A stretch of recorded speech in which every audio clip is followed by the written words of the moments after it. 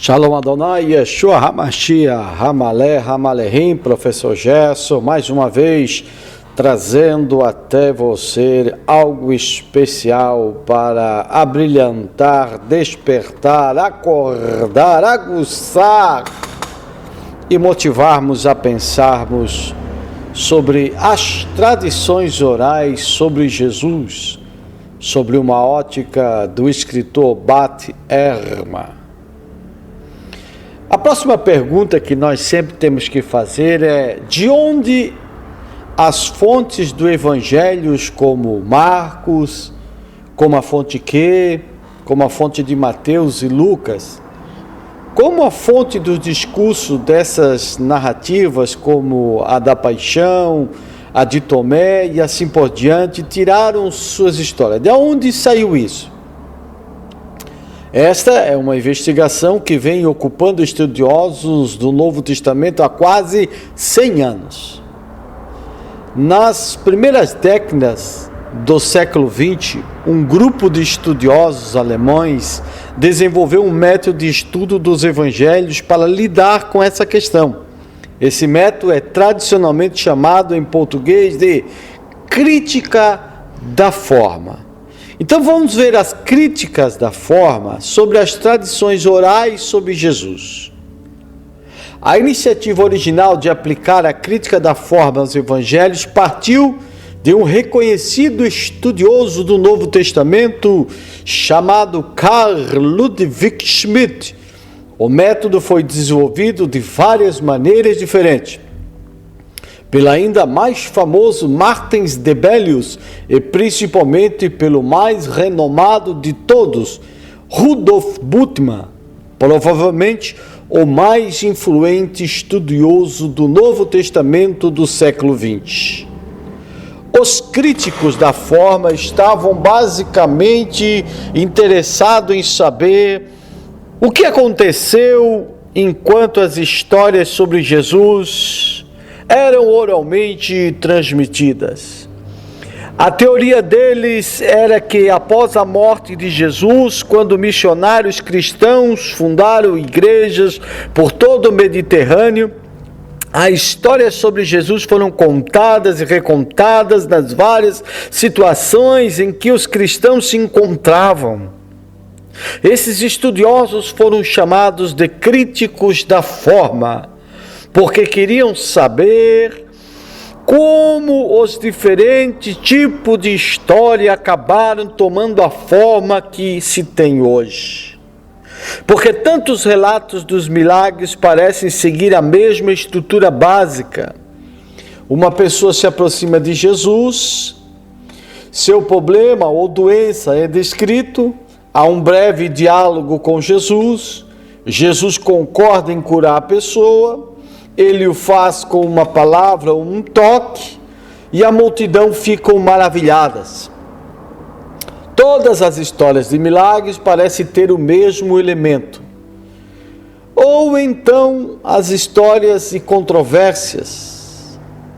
Jesus e seus discípulos fazem algo ofensivo aos líderes judeus, ou os líderes protestam, Jesus conversa com eles, e a história termina com Jesus proferindo uma frase desmoralizante para eles, mostrando que saiu triunfante sobre eles.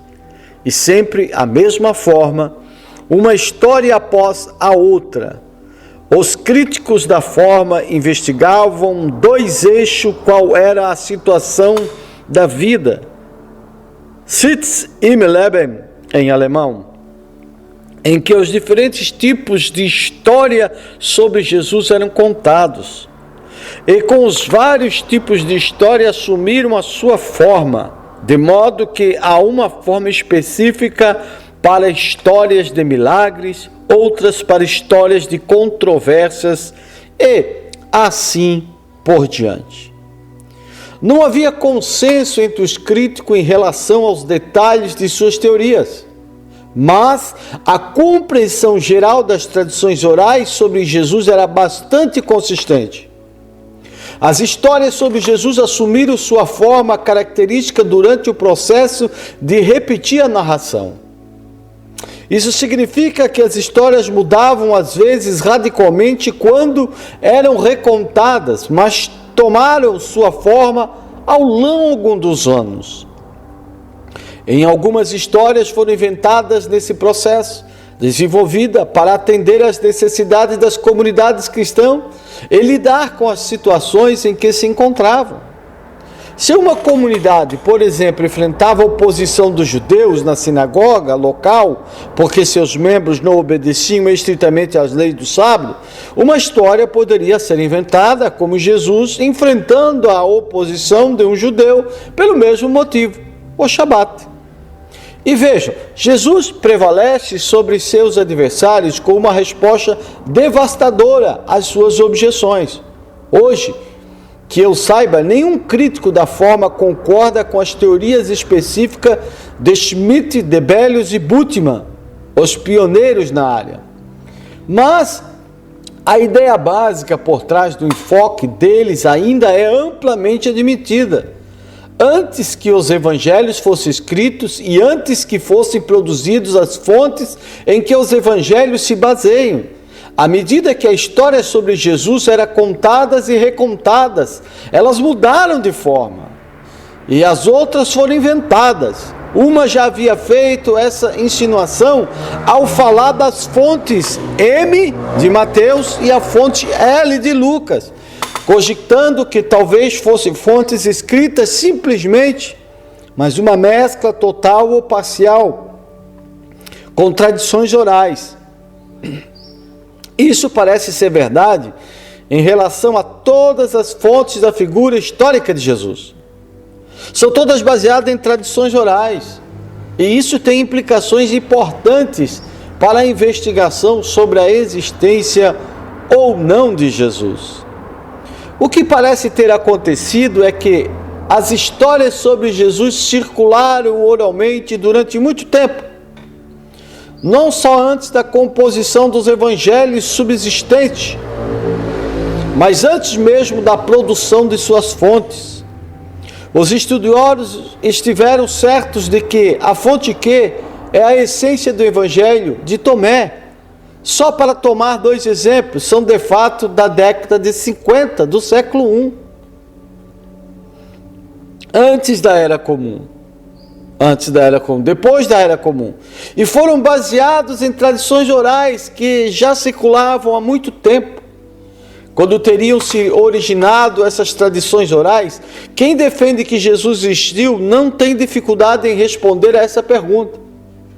Elas se originaram durante o ministério de Jesus por volta do ano 29 ao 30.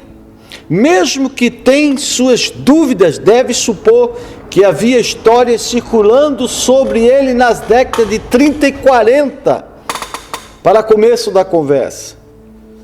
E esse será o assunto do capítulo a qual nós estamos estudando. Como é que alguém como Paulo poderia perseguir cristão se não havia cristão? E como eles poderiam existir se não sabiam nada sobre um Jesus? Os misticistas que querem negar a existência de Jesus muitas vezes replicam que os cristãos que Paulo conheceu antes ele próprio se tornar cristão, bem como os cristãos posteriores das igrejas que ele fundou após sua conversão. Não sabiam nada sobre Jesus histórico, mas adoravam o Cristo divino, que era fundamentado em mitos pagãos sobre deuses que morriam e renasciam. Analisaremos mais tarde os pontos fracos desses argumentos. E também veremos que Paulo fala sobre Jesus como um ser humano que ministrou ensinamentos importantes e foi crucificado por incitamento de líderes judeus da Palestina. Contudo, mesmo se não pensarmos no contexto de Paulo, ainda há vários motivos para achar que histórias sobre Jesus circulavam por todas as principais áreas urbanas do Mediterrâneo, desde muito cedo. Caso contrário, é impossível explicar todas as fontes escritas que surgiram em meados e o final do século I, pois essas fontes são independentes entre si. Foram escritas em lugares diferentes, contém relatos notavelmente diversos de que Jesus disse e fez. No entanto, várias delas, mesmo sendo independentes, concordam em vários aspectos básicos da vida e morte de nosso Senhor Jesus. Ele era o pregador judeu da Palestina que foi crucificado por ordem de Pôncio Pilatos. Por exemplo, de onde vieram todas essas fontes? Não podem ter sido imaginadas de modo totalmente independente por cristãos espalhados por toda parte, porque há componentes demais em comum. Em vez disso, foram baseadas em tradições orais, que já estavam circulando há muito tempo antes de serem escritas. E isso não é pura especulação. Certos aspectos da história de Jesus presentes nos evangelhos escritos, que por sua vez foram baseados em relatos escritos anteriores, mostram claramente que elas foram fundadas na tradição oral, como o próprio Lucas indicou, e que essas tradições já existiam há muito tempo, desde o surgimento da religião cristã na própria Palestina. Vamos ver agora algumas origens aramaicas de algumas tradições orais. Embora os evangelhos tivessem sido escritos em grego, assim como suas fontes, algumas das tradições que subsistiram foram originalmente transmitidas em aramaico, a língua da Palestina. Essas tradições remontam no mínimo aos primeiros anos do motivo cristão, ou do movimento cristão, antes de sua expansão e religião de língua grega em outras áreas do Mediterrâneo. Parte da evidência disso é que, em diversas passagens dos evangelhos, algumas palavras ou frases principais são deixadas no original aramaico, e o autor, escrevendo em grego, tem de traduzi-las para seus leitores. Isso acontece, por exemplo, no relato curioso de Marcos 5, em que Jesus ergue uma menina dos mortos. A história começa descrevendo como o pai da menina, Jairo, procura Jesus e implora que ele cure sua filha, que está muito doente. Jesus concorda em ir vê-la, mas é detido pelo caminho. Este que consiga chegar até a menina, os escravos da casa aparecem dizendo: Jairo, que é tarde demais, pois a menina já morreu. Entretanto, isso não impede Jesus. Ele vai até a casa, entra no quarto da menina, segura sua mão inerte e diz a ela: Talita cumi. Isso não é grego, é aramaico. Então Marcos traduz para seus leitores, que quer dizer: menina, eu lhe digo, levanta-te. E assim ela faz, para o júbilo geral de todos. Essa história era originalmente contada em aramaico, mas quando foi invertida para o grego, o tradutor deixou a fala principal na língua original, o que exige acrescentar uma explicação para os leitores que não fossem bilíngues. Isso pode parecer estranho, mas não é. E, na verdade, é muito comum em sociedades multilingües. Assim, por exemplo, o final do Evangelho de Marcos, quando Jesus está morrendo lá na cruz, ele clama a Deus: Eloi, Eloi, lama sabachthani. Marcos 15, 34. E Marcos então explica o que significa em grego. Quer dizer: meu Deus, por que me abandonaste? E não apenas o Evangelho de Marcos, mas o de João, de maneira independente, e de Marcos e outros, contém várias palavras em aramaico. Há 3 momentos desses apenas na passagem de João. Capítulo 1, verso 35 ao 51. 2 discípulos souberam por João Batista que Jesus era o Cordeiro de Deus que tira o pecado do mundo, e querem conhecê-lo pessoalmente.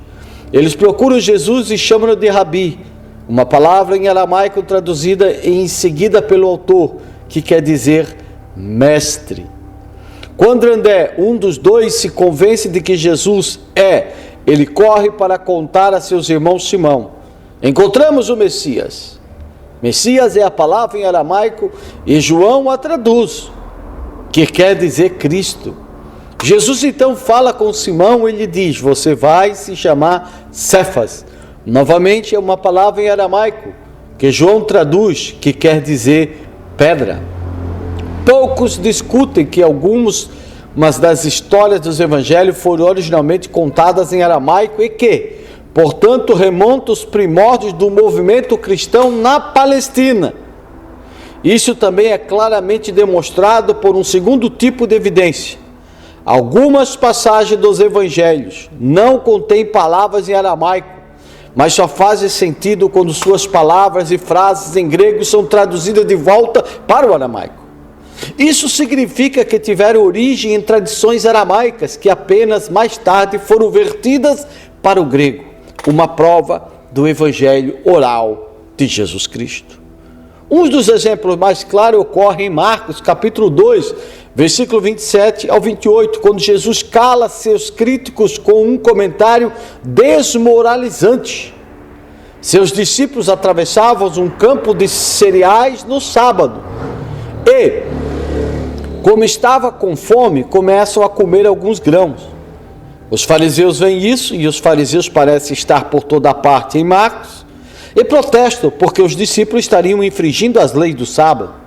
Para Jesus, porém, segundo a maneira como Marcos retrata, as necessidades humanas desse caso, a fome, tem prioridade sobre interpretações rigorosas das leis do sábado. Então ele informa a seus adversários: o sábado foi feito para servir ao homem, e não o homem para servir o sábado. Portanto, o Filho do Homem é Senhor até mesmo do sábado. A última frase não faz muito sentido no contexto, por duas razões. Para começar, ainda que Jesus, que é o Filho do Homem no Evangelho de Marcos, seja o Senhor do sábado, o que isso tem a ver com a reclamação dos seus críticos? Não estão criticando o que ele fez, mas o que seus discípulos fizeram. Além disso, qual é a relação entre a última frase e a anterior? Às vezes digo aos meus, muitas vezes, alunos, que ao encontrar a palavra, portanto, em uma passagem, eles devem verificar que função ela tem no texto. Nesse caso, portanto, não faz sentido o fato de o sábado ter sido feito para os humanos. Não, o contrário tem a ver com Jesus ser o Senhor do sábado. Ambos os problemas se resolvem quando se traduz a passagem de volta ao aramaico. Em aramaico, a mesma palavra é usada tanto para homem como para filho do homem. E a palavra bar-nash, portanto, a passagem originalmente dizia: o sábado foi feito para servir o Banash, o filho do homem, e não o filho do homem Banash para servir o sábado. Portanto, o Banash, filho do homem, é Senhor até mesmo do sábado. Agora a palavra, portanto, faz sentido. A razão pelo qual os humanos Banash, filhos dos homens, são senhores do sábado. Esta frase anterior, o sábado foi feito para servir os humanos e não ao contrário. Por fim, a última frase agora se encaixa no contexto histórico. Os discípulos, os Banash, são os senhores do sábado, que foi criado para o bem e benefício deles. Logo, originalmente, essa história circulou em aramaico. Ao ser vertida para o grego, o tradutor resolveu que ela deveria não só tratar dos discípulos, mas de Jesus também. Então ele traduziu Banash de duas maneiras diferentes, duas vezes se referindo aos humanos em geral, homem, e uma vez a Jesus em particular, o Filho do Homem, criando um problema em grego que não existia em aramaico. A história se originou em uma comunidade de cristãos de língua aramaica que viviam na Palestina nos primeiros anos do movimento de Jesus. Traduzir o grego dos evangelhos de volta ao aramaico traz outras vantagens para quem está interessado em saber o que Jesus realmente disse e fez. Um assunto a qual retornaremos depois de nós estabelecermos alguns cuidados à existência quase certa de Jesus. Algumas palavras de Jesus, porém, não podem ser traduzidas para o aramaico. É impossível que Jesus as tenha dito, já que ele falava aramaico. A seguir, um exemplo bastante famoso. Em João 3 está a história bem conhecida da conversa de Jesus com o rabino Nicodemos. Jesus está em Jerusalém. Nicodemos se aproxima e diz que sabe que ele é mestre vindo de Deus. Jesus diz a ele: se alguém não nasce anoten, não poderá ver o reino de Deus. Deixai a palavra-chave em grego, anoten, tem dois significados. Pode ser uma segunda vez, ou então a de cima. Assim, essa é a passagem que Jesus informa seu seguidor que ele precisa nascer de novo. Ao menos é assim que Nicodemos entende, pois fica chocada, pergunta com séria: possível a ele retornar ao ventre da mãe e nascer uma segunda vez? Na verdade, porém, o que Jesus quer dizer não é uma segunda vez, ele quer dizer de cima.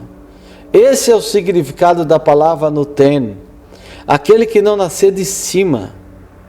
Em outras palavras, do Evangelho de João, é isso que Jesus quis dizer aqui, já que ele corrige Nicodemos e inicia uma longa explicação sobre uma pessoa nascer do Espírito, que vem de cima, do reino celestial, para ver o reino de Deus. Em outras palavras, essa conversa gira em torno do duplo significado da palavra-chave anoten, que Nicodemos entende de uma maneira, mas Jesus utiliza de outra. Sem esse duplo significado, a conversa não flui nem faz sentido. O ponto principal é que, embora a palavra grega anoten tenha duplo sentido, ela não pode ser reproduzida em aramaico. Em aramaico, a expressão para de cima não significa uma segunda vez. O que se diz para uma segunda vez não significa de cima. Em outras palavras, é impossível que essa conversa tenha acontecido em aramaico. Mas aramaico era a língua que Jesus falava, certamente a língua que ele teria usado para conversar com o importante rabino judeu em Jerusalém, mesmo que soubesse outra língua, o que é improvável.